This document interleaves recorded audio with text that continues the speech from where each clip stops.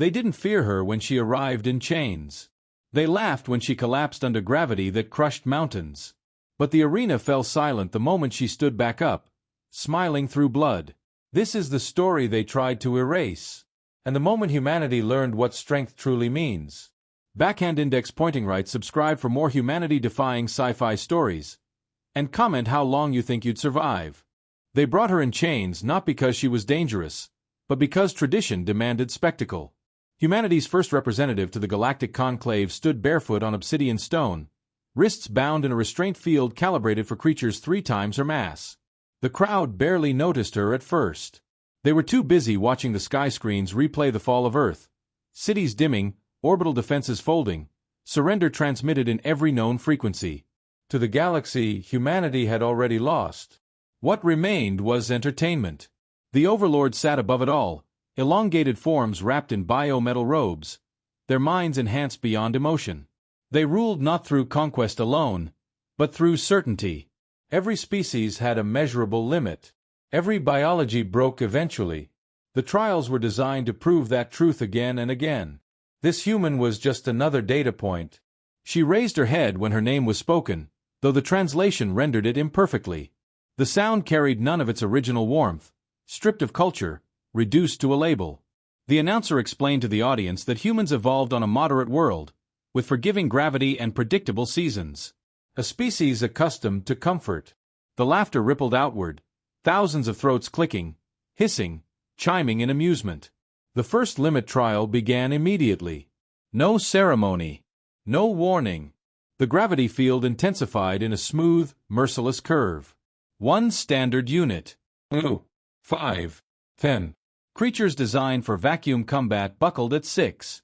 The stone beneath her feet fractured as the weight pressed down, invisible and absolute.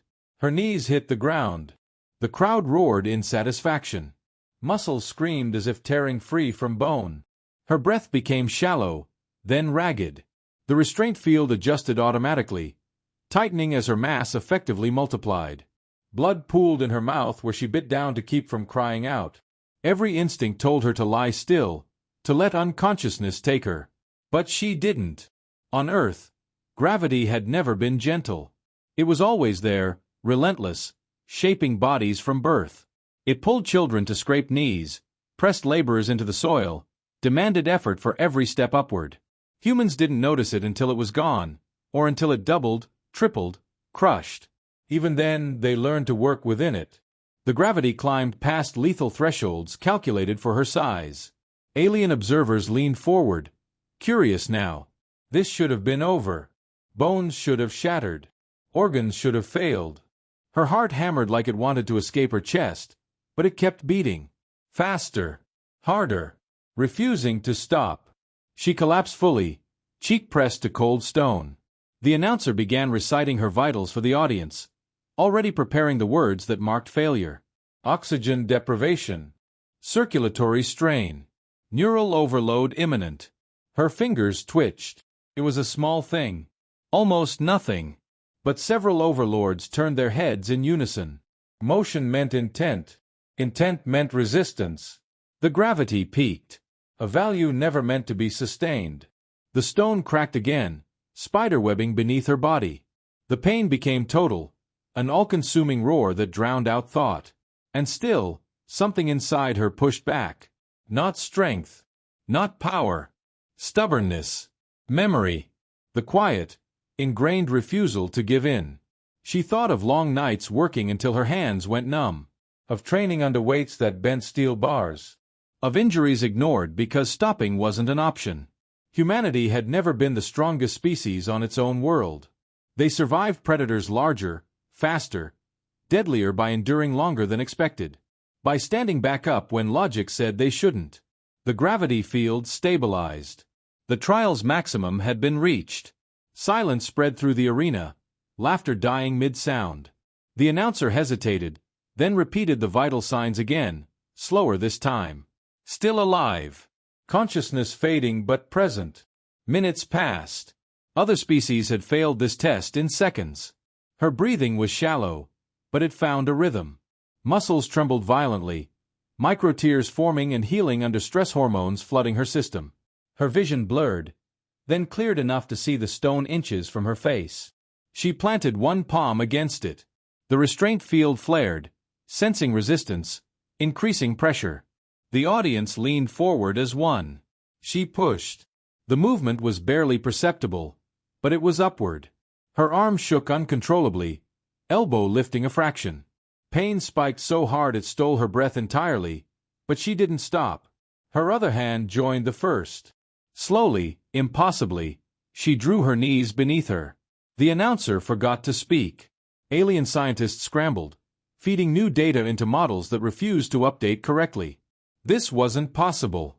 The human body wasn't rated for this. Their muscles weren't dense enough. Their bones weren't reinforced. Their cardiovascular system should have failed catastrophically. What the models didn't account for was refusal. She reached a kneeling position and stayed there, head bowed, shoulders heaving. Blood dripped from her nose onto the fractured stone. The gravity remained unchanged. The trial was still active. By all established metrics, she was already dead. Instead, she lifted her head.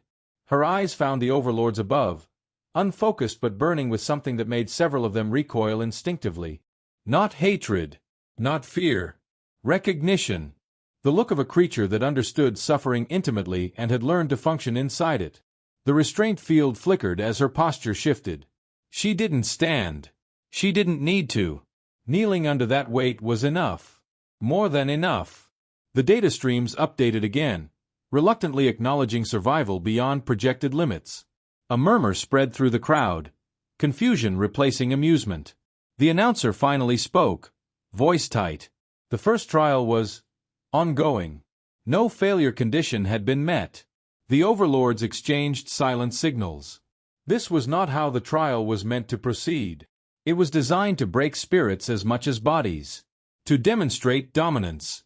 Yet here was a human, crushed under impossible force, still resisting in the only way she could, by not giving up. Her muscles burned. Her vision tunneled. Every breath scraped like broken glass. And still, somewhere beneath the agony, a calm took hold. This was pain. She knew pain. Pain was survivable. The gravity began to lower, increment by increment, not out of mercy, but necessity. Data collection required a living subject. As the pressure eased, she sagged forward, catching herself on trembling arms. The crowd watched in stunned silence as the human remained conscious through the descent.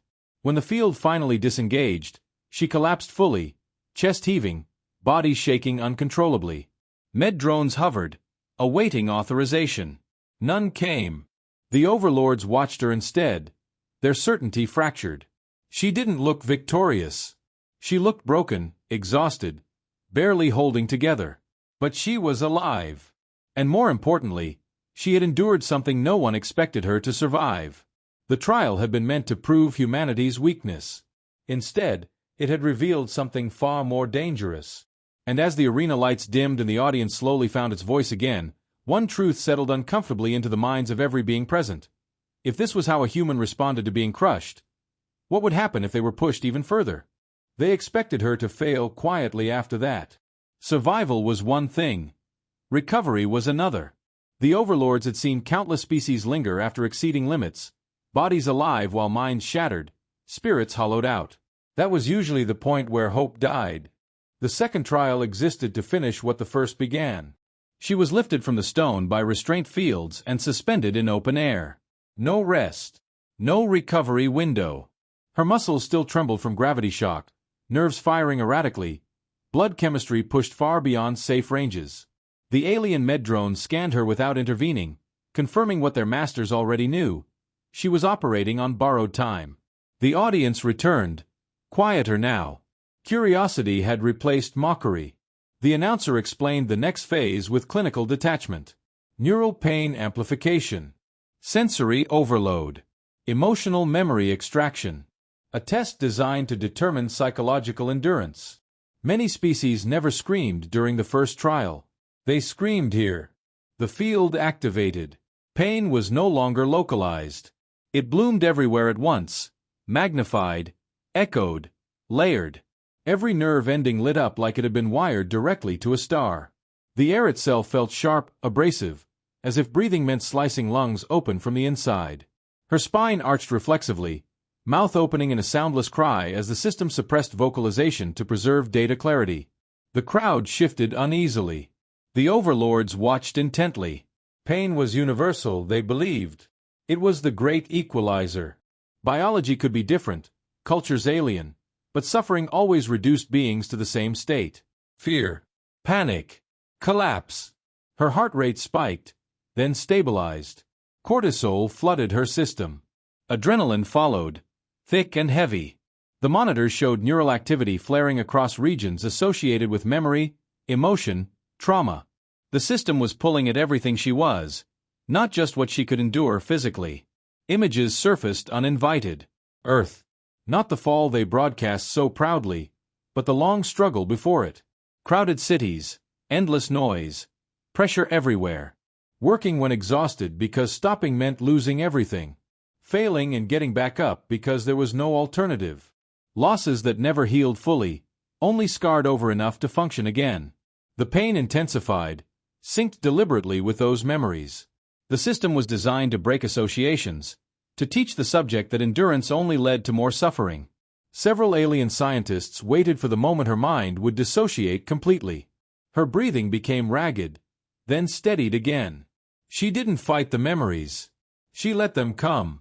Let them burn. Pain without context was overwhelming. Pain with meaning was survivable. Humans learned that early. Every loss endured carried the quiet lesson that tomorrow still arrived whether you were ready or not. The amplification climbed. Values blinked red across multiple displays. Neural load exceeding safety margins. Emotional stress response critical. This was the point where most minds fractured. Her jaw clenched so tightly microfractures formed in her teeth. Blood seeped down her chin, drifting in slow droplets through the air. Her eyes squeezed shut, not to escape, but to focus. The system detected resistance and increased output again. Still she didn't scream. Alien murmurs spread through the tears. The announcer's voice wavered for the first time as he narrated the escalating levels. Pain beyond recorded thresholds. Memory feedback loop sustained. Consciousness intact. One of the Overlords tilted its head, processing. This wasn't ignorance of pain. This was familiarity. Her thoughts narrowed to simple truths. Breathe in. Breathe out. Stay present. Pain peaked, then plateaued, her nervous system adapting in real time. Receptors dulled slightly. Mental pathways rerouted. The system tried to chase her tolerance upward, but it lagged behind the speed of human adaptation. She had lived her entire life negotiating with discomfort. Hunger, fatigue, fear, anxiety. Pain wasn't an intruder. It was a companion. Something to be managed, compartmentalized, endured.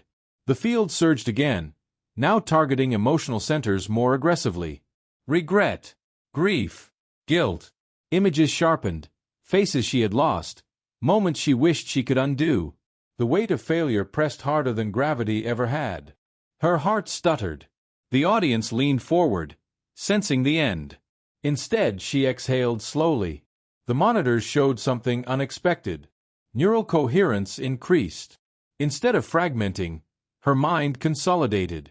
Emotional spikes smoothed into steady waves. The system strained to provoke a response that wouldn't come. The Overlords began exchanging rapid signals.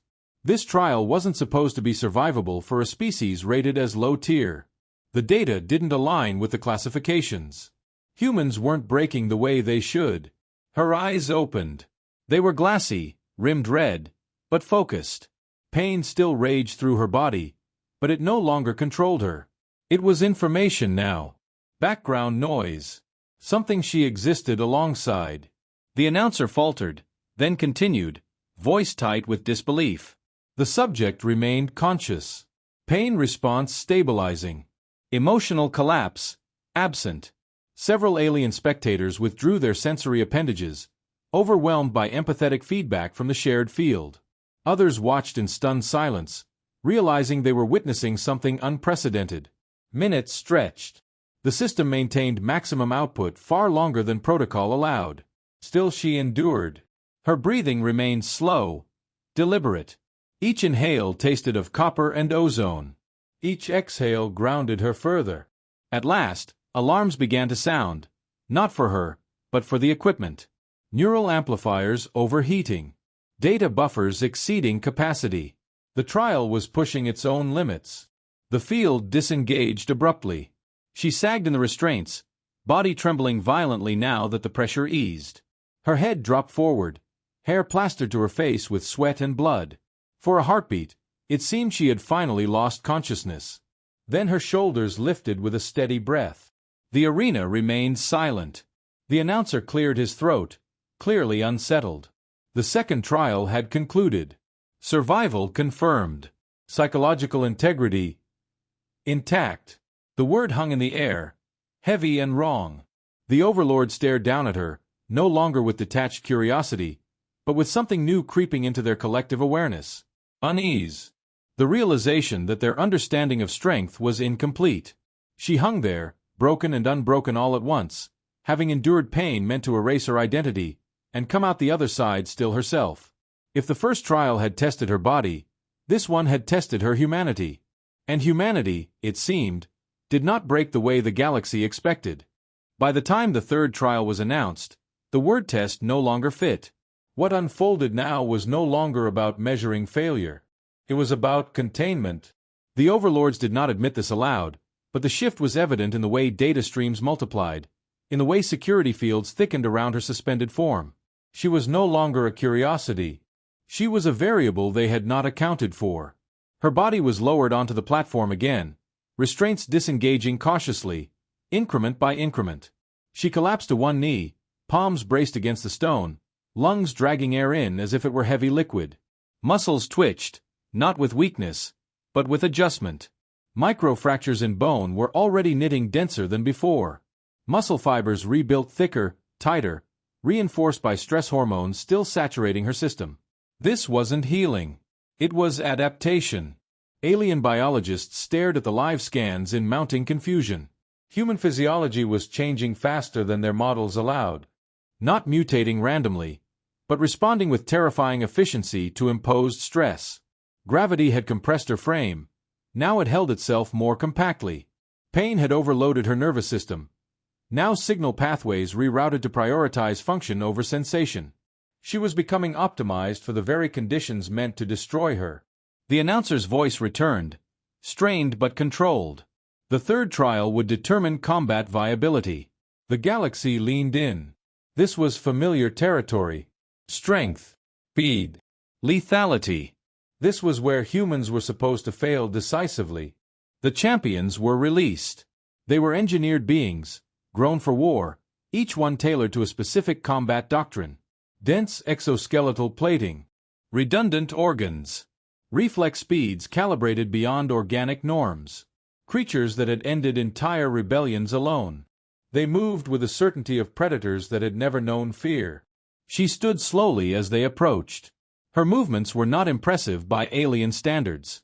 No sudden burst of speed. No dramatic stance.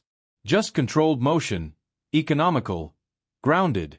Gravity was still elevated, far beyond what her species should tolerate. Yet she adjusted her footing instinctively, distributing weight, minimizing strain.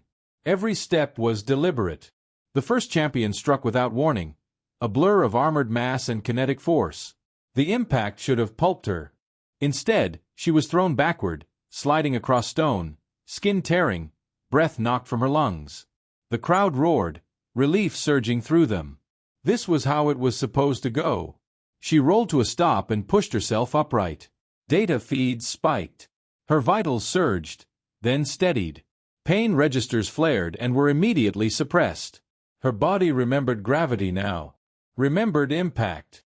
Remembered worse. The second charge came faster.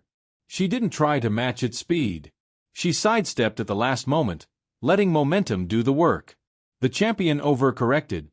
Balance compromised under gravity it wasn't designed for. She drove her shoulder into a joint seam, bones reinforced enough now to withstand the collision. There was a crack, bone or armor, it didn't matter. The creature crashed down hard, stunned. Silence rippled outward. That wasn't strength, the Overlords noted.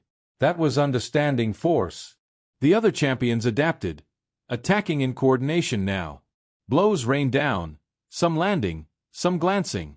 Each hit tore flesh, fractured ribs, ruptured vessels. She bled freely. Her body screamed for rest. She ignored it. Pain had become distant, a warning light rather than a command. Adrenaline burned clean and focused through her system. Her movements sharpened as the fight continued, timing improving, reactions tightening. She learned with every strike how they moved, how gravity altered their balance, where their armor was weakest. A claw raked across her side, opening her to the bone. She staggered, vision blurring red. The crowd surged, sensing the end again. She laughed. It was raw and broken, torn from her throat without permission. Not joy, not madness. Recognition. This was familiar territory. This was the edge humans lived on every day, the place where quitting made sense and continuing didn't.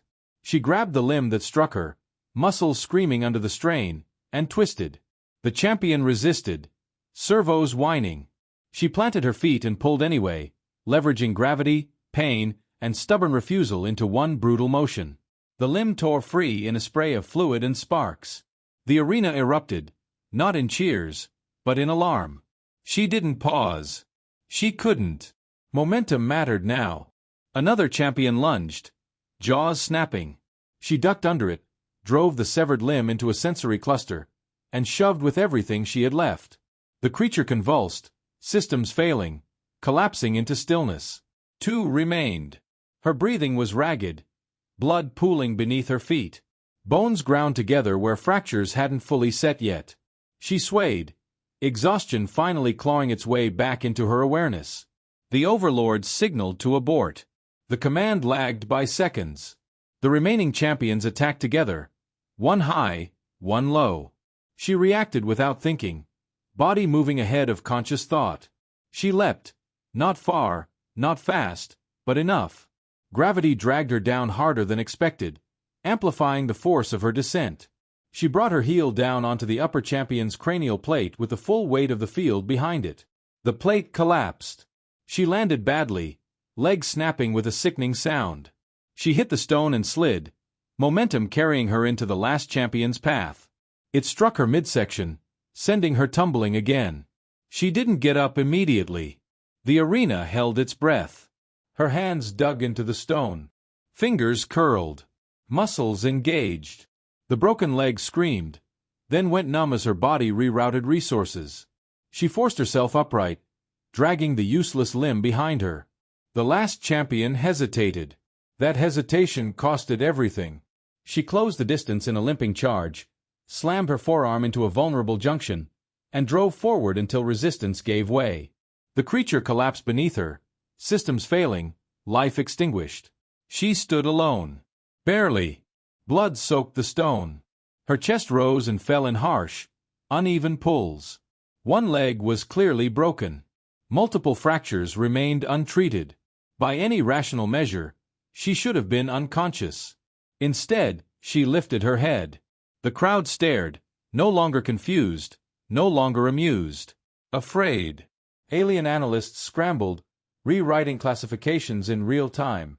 What they were witnessing wasn't brute force. It wasn't superior biology. It was something worse. A species that grew more dangerous the more it was tested. That learned under fire. That adapted through suffering. The Overlords watched her sway, still standing, and understood the truth too late. They had not been testing a human. They had been training one. They moved to end it the moment she stopped advancing. Emergency field surged to life, medical drones swarming in tight formation, but she raised one blood-slicked hand and they froze midair. The gesture was weak, barely controlled, yet it carried authority no one expected her to possess. She straightened as much as her shattered body allowed, shoulders squaring beneath layers of blood and torn flesh, and looked up at the Overlords who had ruled the arena for centuries. She did not shout. She did not threaten. Her voice, when it came, was hoarse and quiet, carried across the arena by systems designed to amplify declarations of surrender. "You asked what humans are worth," she said. "This is your answer." The word struck harder than any blow she had delivered. The Overlords felt it ripple through the gathered species, through the data feeds already spreading beyond the arena into the wider galaxy. This was no longer a trial result. It was a message. They attempted to reassert control. The announcer began to speak, protocol language flooding the channel, but one of the Overlords cut it off. Silence fell again, heavier than before. Their certainty had fractured completely now. Strength, as they defined it, had failed them. She remained standing only through sheer will. Her body was past exhaustion, systems compensating wildly just to keep her conscious. Bones were broken, organs damaged, blood loss severe. Yet she did not bow. She did not kneel again. You believe strength is how much weight a body can carry, she continued, each breath costing her. How much force it can generate. How efficiently it kills. She paused, coughing, crimson spilling down her chin. That's not strength. That's comfort. Alien murmurs spread, sharp and uncertain. Strength, she said, is what keeps moving when stopping makes sense. It's what adapts when the rules change. It's what survives because it has to. The Overlords searched for counter-arguments in their vast collective knowledge and found none that fit. Every empire they had broken relied on superiority. Bigger fleets, stronger soldiers, better weapons. Humanity had none of that. Humanity had endured instead. She shifted her weight, pain flashing white-hot through her broken leg, and didn't hide it.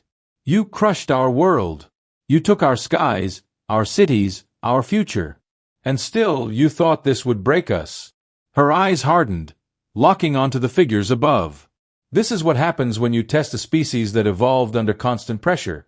A species that built itself by surviving disasters you'd never tolerate. Data streams updated rapidly now. Classifications rewritten under emergency authority. Humanity's threat index climbed past values no one had ever recorded without warfare. Not because of numbers. Not because of technology. Because of potential.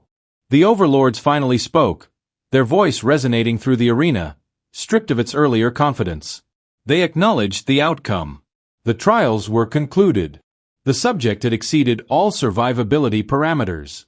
By their own laws, such a species could not be classified as lesser. She listened. Expression unreadable. They declared humanity protected.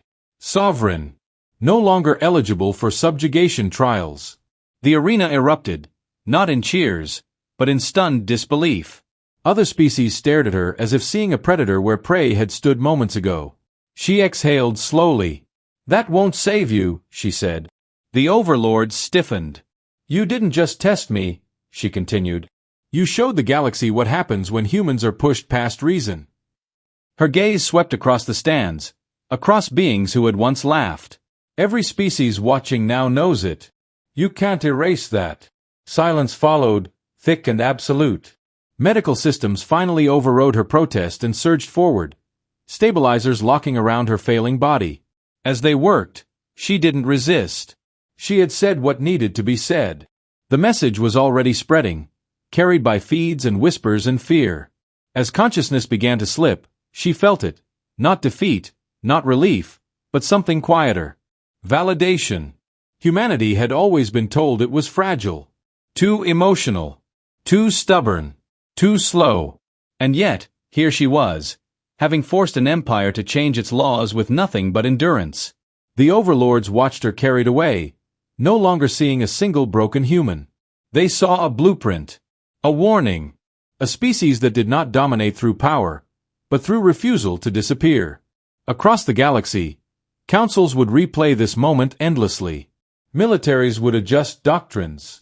Scientists would argue late into cycles about how pain tolerance, adaptability, and psychological resilience had been underestimated for so long. And on Earth, scarred, occupied, but not silent, the story would arrive like a spark.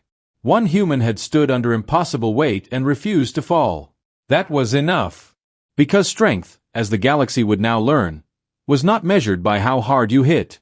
It was measured by how much you could endure and still stand.